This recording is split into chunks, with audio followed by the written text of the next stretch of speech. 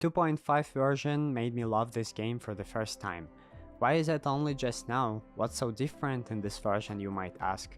There's no better description of the story quest other than a beautiful romantic tragedy. Sure, there was some mystery, some action, but the main focus, like always, was bonding with another girl, except this time was different. First, it was the main villain since the release of the game, Phrolova. Second, writers took a completely different approach to the story this time, introducing some serious drama between Rover and Phrolova herself. So, I'll be honest, when I started the quest I didn't know what to expect. I was thinking it will be probably some usual Wuthering Waves experience, but in the back of my mind I was doubting that it could be executed right, given the direction they usually go.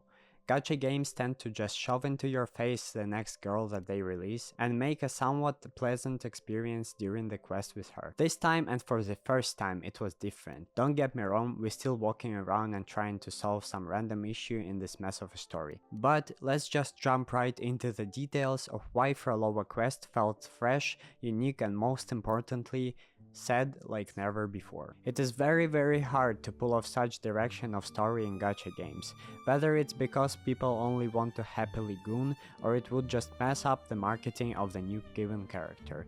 This time we not only see how it was implemented into such genre of the game, but also how good it was executed.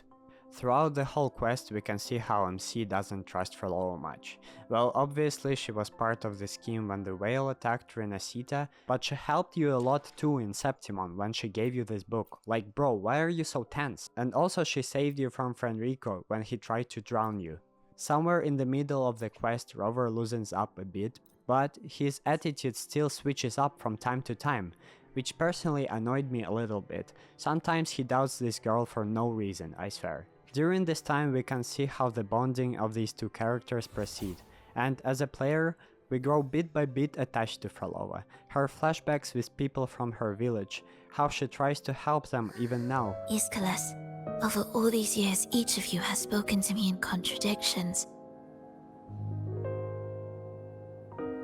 Words of surrender, of perseverance, of fear, of pleading. Fate is fickle, ever ready to devour. Death comes swiftly without warning. And in its shadow, I have seen you at peace, in fear, in sorrow, and in madness. But worry not, for I am here. I will always be here. Phrolova, my poor child. But then we get this moment when Rover holds her in his hands because she passed out from losing too much blood. Phrolova!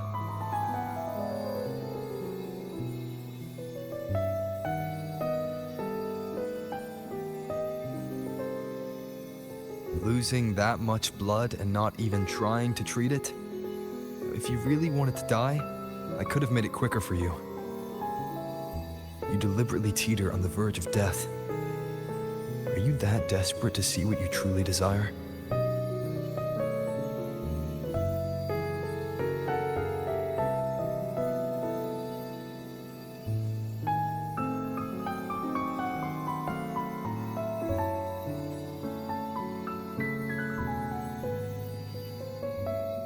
A classic Wuthering Waves experience.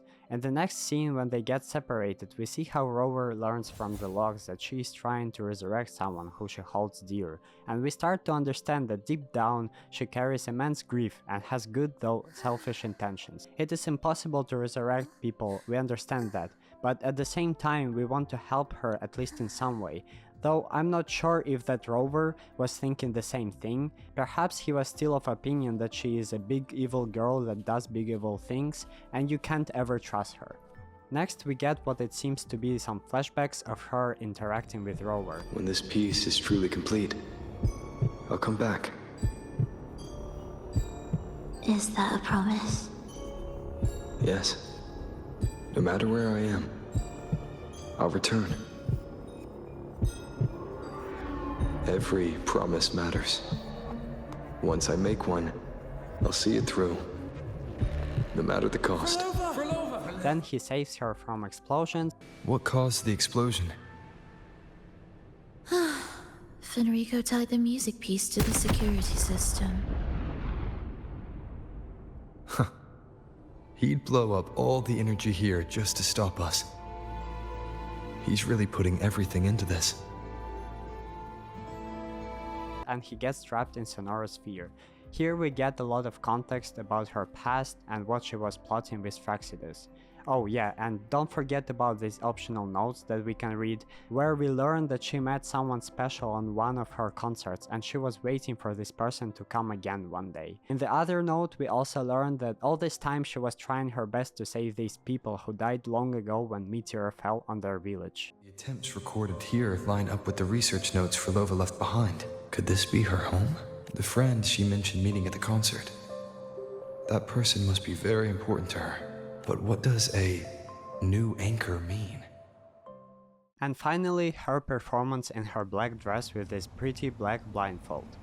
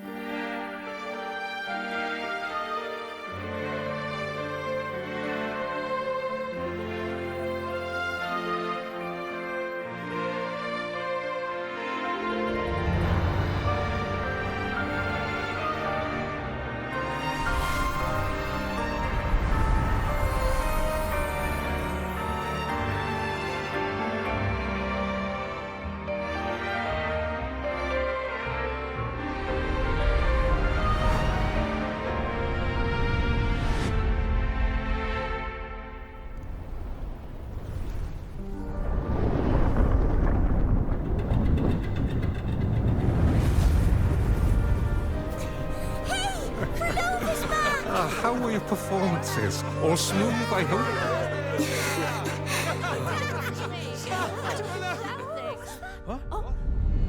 Look over there! What's that?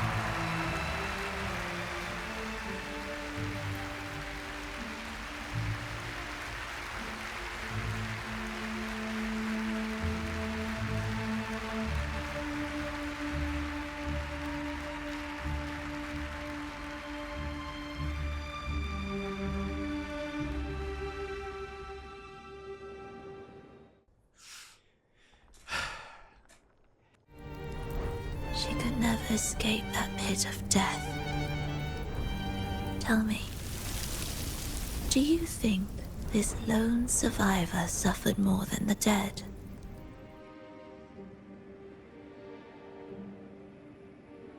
Maybe. What do you mean, maybe? What? Beneath this concert hall lies the story that gave birth to this melody. I wove her burden into the composition to release it for her.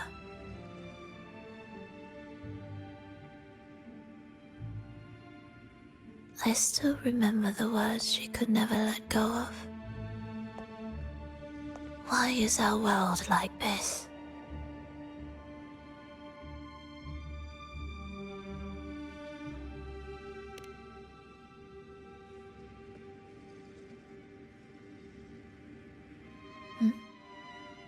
What do you mean? If this world can't be changed, then maybe it's time to take a different path. Bro, Even if it's nothing like before. I'm not sure that this is how you... Just like how I chose to change myself. that this is how you comfort people with You trauma. changed yourself? What? What kind of change was that?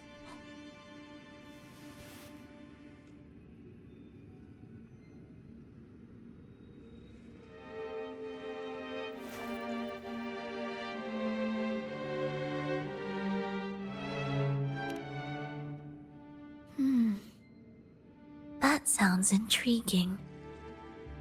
I wonder if each of us can change in that way.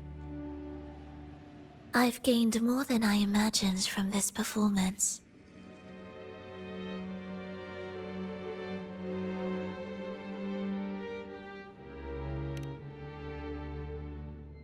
But it's still not good enough. I want to include the voices of the past, making that history a true part of it.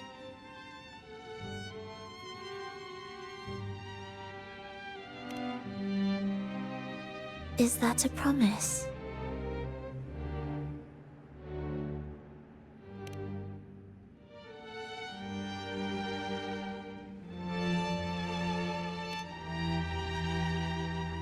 All right. I'll be waiting for you then. I'll save you a VIP seat next time. Besides, I also want to hear more stories about how you started over.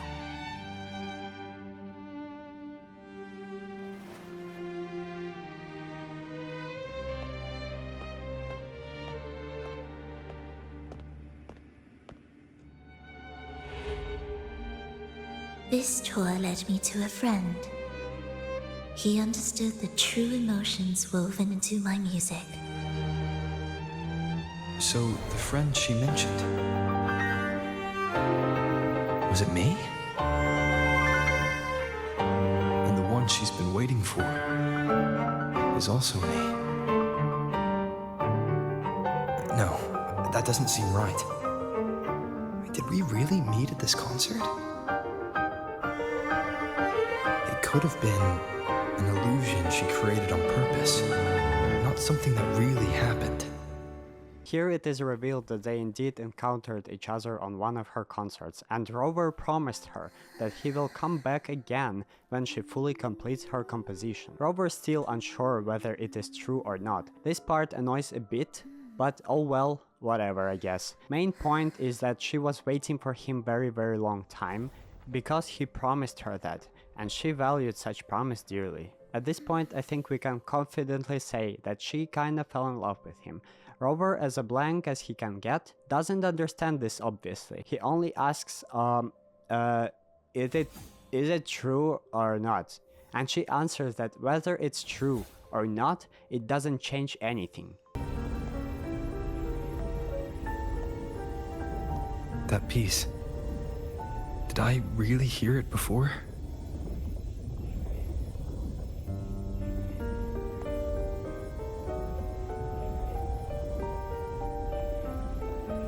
Whether it's real or not, it changes nothing.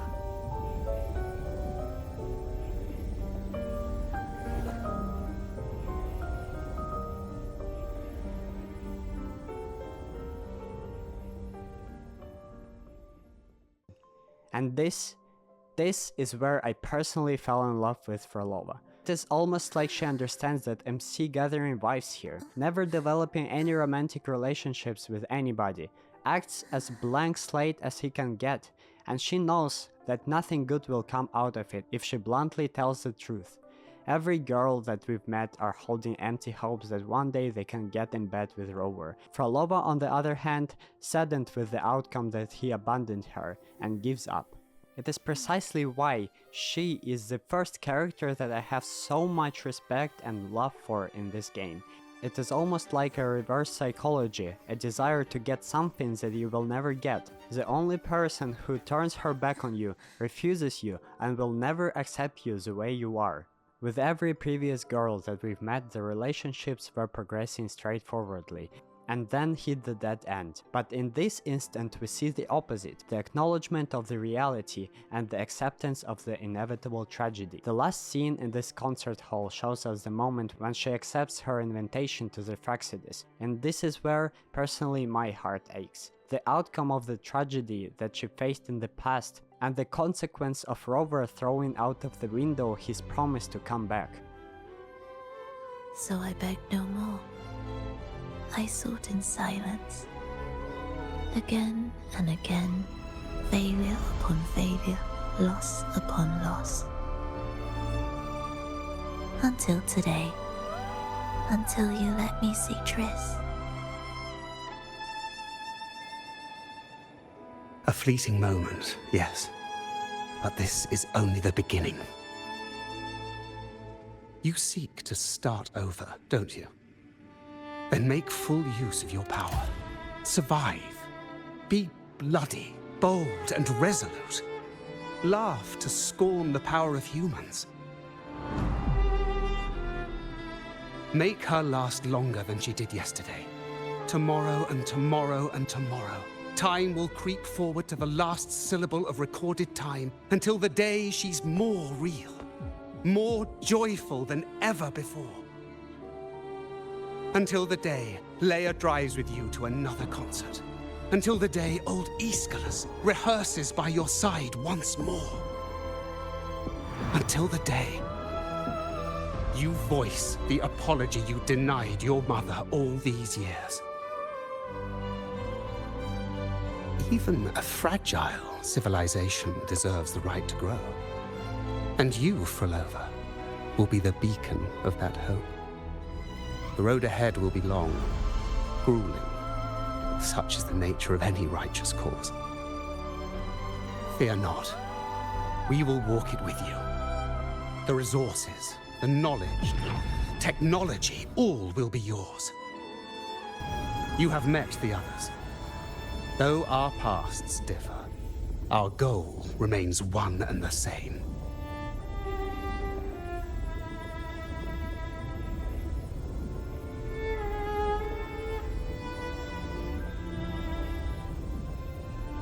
Then, from this moment on, I walk with you.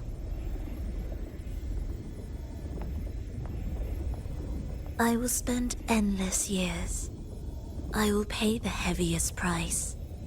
I will silence all distractions. I will wield everything at my disposal to bring back the light. Welcome to the Frexidus.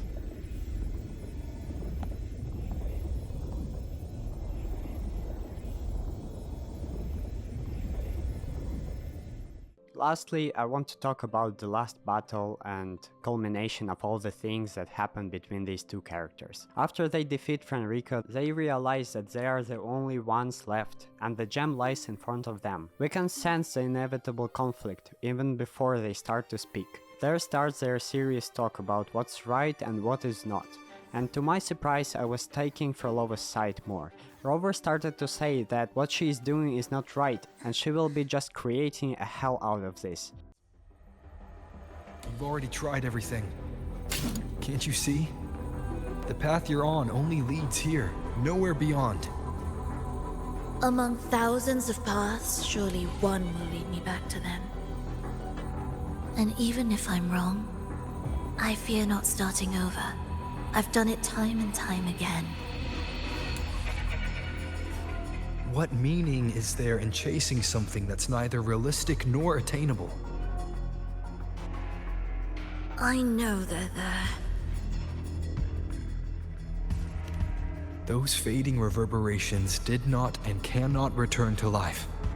No matter how long you hold onto their frequencies, the result will be the same. The villagers are dead. What you've created are tacit discords. If you continue turning the entire town into that, you're not creating a paradise. You're creating a hell. Bro, it's like when you're arguing with a scientist who has his highest degree in everything and who worked his ass off to come up with some solution for the cancer or something. She worked on this research for almost her entire life. Moreover, how can you confidently say that she won't achieve anything if she herself is a living example of what is possible? Propose her a deal when she's done to get this gem. Jesus, for fuck's sake, let her do her thing. The villagers are dead. So, you saw them in their human form. Then how can you claim my goal is unattainable? Exactly, what is he talking about? Sure, they showed her this illusion once, but this is why she hated it when she saw it the second time. Because she works on the real thing now. It's what they forced on you. And the trysts you saw? Fleeting, unstable, an illusion. And yet, you still believe everything they say can become real. The Fractsidus showed me a way forward. Even if they have their own motives, even if we're only using each other, I care not. If they can help me take this step, then another step may follow, and another. No matter how steep the price, I'll pay it, step by step, until I reach the end I seek. What you and your cronies hold dear is but a jest to the Fractsidus. No bond lasts forever. Without true loyalties, there can be no betrayal, no deceit. I no longer buy into such illusions.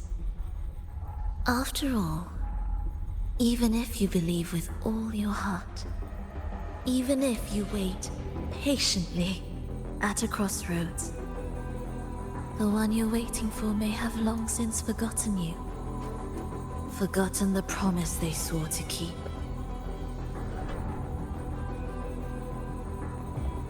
I waited for a long time. I won't wait anymore. What was once an unforgettable encounter between us can now be the thread that weaves a paradise for them. You've gone too far.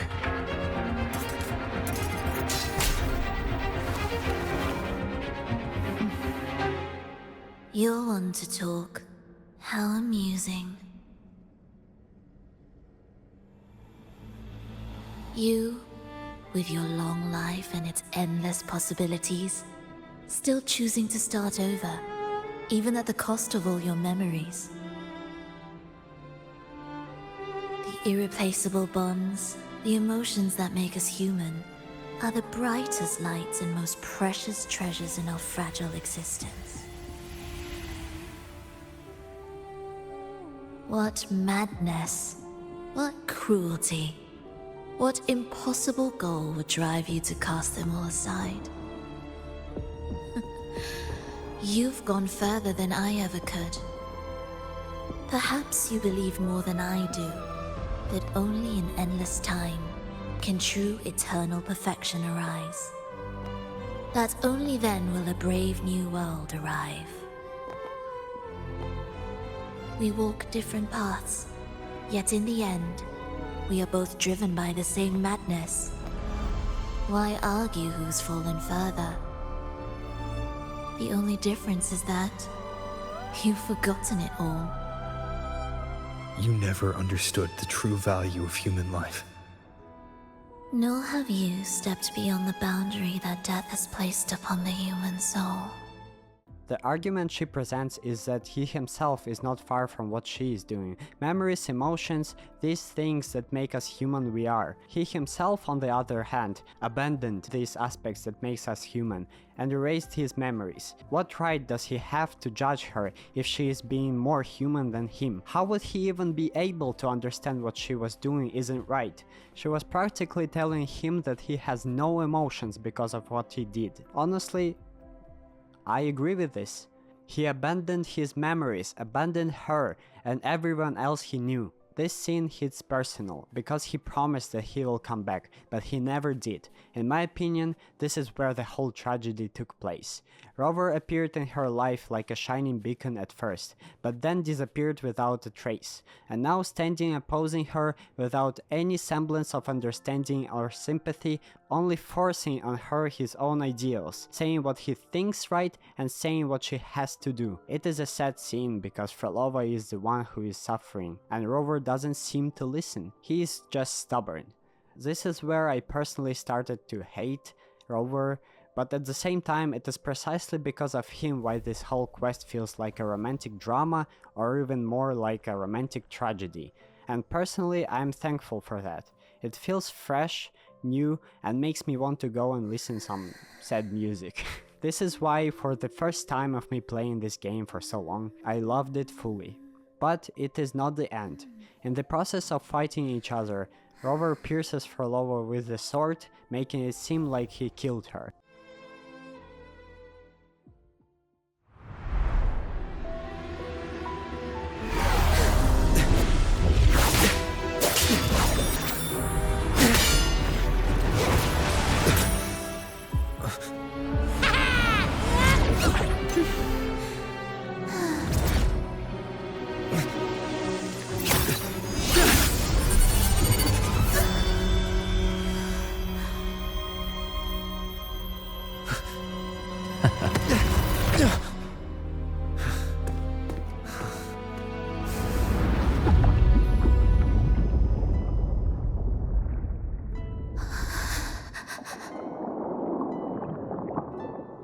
Honestly, I'm like any human being, always try to be hopeful for a happy ending, but knowing gacha games, it is unlikely that if Phrolova comes back alive from that Sonora sphere, she will end up with Rover, so it is probably a good thing if she dies here and never comes back.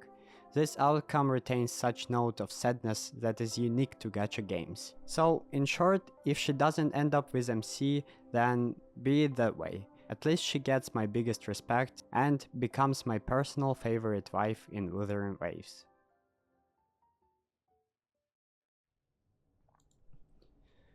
So, thank you for watching.